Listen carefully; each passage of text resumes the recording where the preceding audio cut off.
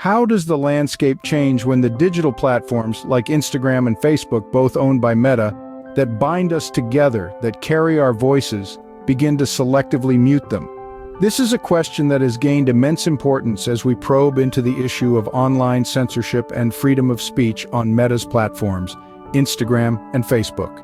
A recent report by Human Rights Watch provides a troubling depiction of online censorship on Meta-owned platforms. The report, titled Meta's Broken Promises: Systemic Censorship of Palestine Content on Instagram and Facebook, discloses a pattern of unjust removal and suppression of protected speech on Meta's Instagram and Facebook, specifically zooming in on peaceful expression in support of Palestine and public discourse about Palestinian human rights on these two platforms.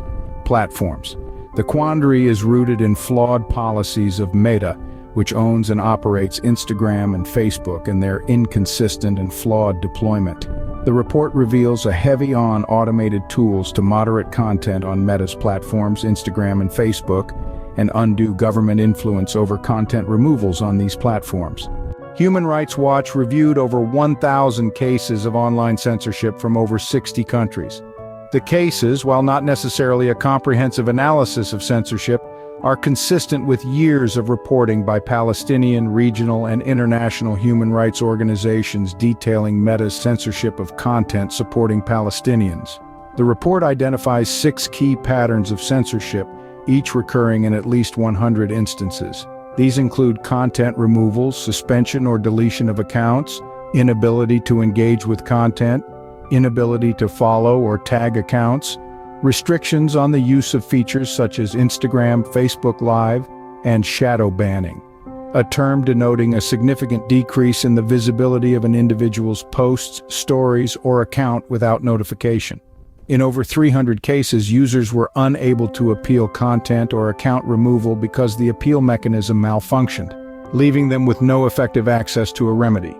In hundreds of the cases documented, Meta invoked its dangerous organizations and individuals policy, which fully incorporates the United States designated lists of terrorist organizations.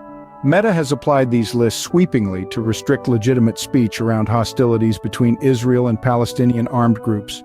Meta has also misapplied its policies on violent and graphic content, violence and incitement, hate speech, and nudity and sexual activity.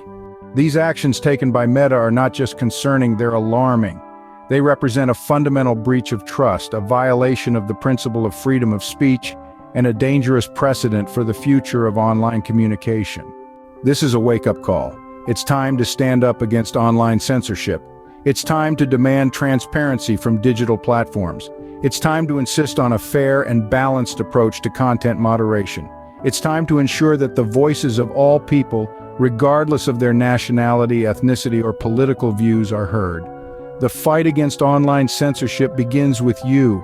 It begins with all of us. Stand up, speak out, demand change.